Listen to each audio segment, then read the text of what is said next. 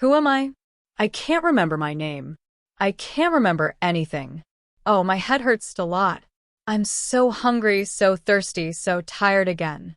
Call out. Stay with me till the very end of this story, because the answer to this question might change the way you see yourself. Imagine waking up one morning, in a strange place, with no memory of who you are. No ID, no phone, no friends, no past. Just emptiness in your mind and a throbbing pain in your skull. Would you panic? Would you scream for help?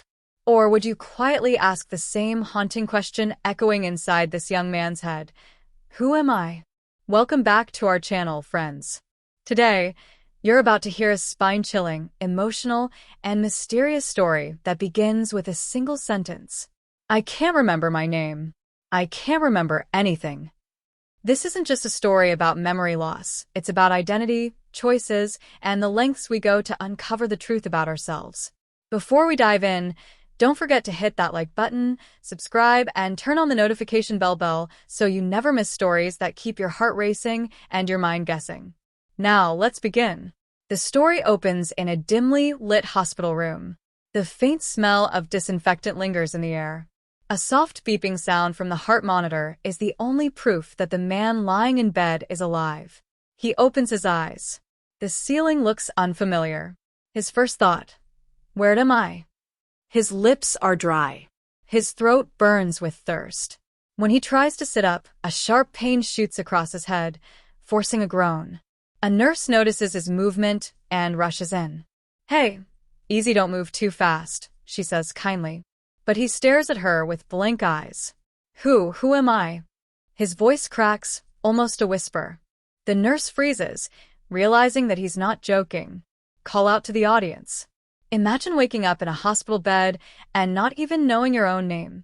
How would you react? Comment below right now. Would you be calm or would you freak out? Doctors soon confirm that he's suffering from retrograde amnesia, a condition where the brain blocks access to past memories, often due to trauma or a severe head injury. They ask him questions, his address, his family's name, his favorite food, but he can't answer a single one. All he can remember is the feeling of hunger, thirst, and exhaustion. A detective arrives because the man was found unconscious on the side of an abandoned road late at night. There were no witnesses, no wallet, no phone, nothing. The detective places a small notebook on the bedside table. If you remember anything, no matter how small, write it down. Sometimes the tiniest detail can solve the biggest mystery.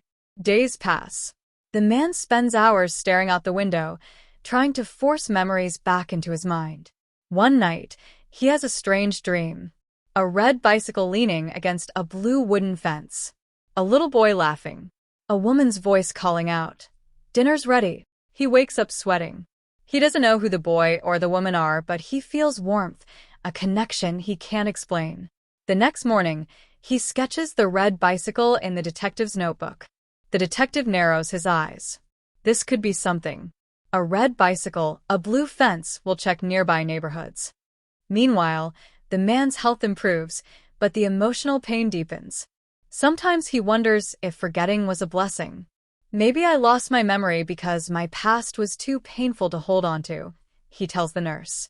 She replies softly, no matter what it was, you deserve to know the truth. Would you want to remember everything about your past, even the painful parts, or would you rather live without them? Drop your thoughts in the comments. A week later, the detective brings in a blurry photo taken by a gas station's CCTV camera. In the picture, there's a man walking along the deserted road, the same road where the amnesiac was found. The man is wearing a torn gray hoodie and holding a small duffel bag. The amnesiac squints at the picture. That's me, he whispers. But he still can't remember where he was going or why he was alone that night. A severe thunderstorm hits the city one night. The sound of rain tapping against the window triggers another memory flash. A car skidding on a wet road. Bright headlights blinding his eyes. A loud screech, then darkness. His hands tremble as he writes down every detail in the notebook. The detective believes it might have been a hit-and-run accident, the cause of both his injury and his amnesia. When he's finally strong enough to walk, the nurse leads him to a mirror. He stares at his reflection. A thin scar runs down his forehead. His eyes look tired but determined. He touches the scar and murmurs, "Who are you?" For the first time, he realizes that the person in the mirror feels like a stranger. Following the clue of the red bicycle and blue fence, the detective drives him to a quiet rural neighborhood. When they stop in front of a small, weather-worn house with a blue fence, his heart races. A woman opens the door. Her eyes widen in shock. Tears well up. "Ethan? Oh my God. Ethan, you're alive," she cries. He stands frozen. The name, Ethan, sounds familiar yet distant. She explains that she's his sister, Anna, and that he had been missing for 3 weeks after leaving town on a stormy night. Inside the house, he sees the red bicycle, now rusty but intact. It belonged to him as a child. Family photos on the wall show Ethan smiling with Anna and their parents. Yet, no matter how hard he tries, the memories refuse to return fully. Anna reveals that Ethan left home after a heated argument with their father about pursuing his dream of becoming a musician. Late that night, Anna plays Ethan's old guitar. She strums a melody, slow, haunting, yet comforting. As the chords fill the room, Ethan's eyes widen. He remembers playing that very song on rainy days by the window. Suddenly, fragments of his past come rushing back. The night he left home, the long, lonely walk, the storm, the blinding car lights. Tears roll down his cheeks. I remember who I am." Ethan finally accepts his identity and reconciles with Anna. Though some memories remain hazy, he decides to rebuild his life step by step. He writes the last entry in the detective's notebook. "I can't change the past, but I can choose who I become tomorrow." Friends, sometimes we lose ourselves in the chaos of life. We may not suffer amnesia, but we forget our dreams, our purpose, even our true selves. Ask yourself today, who am I really?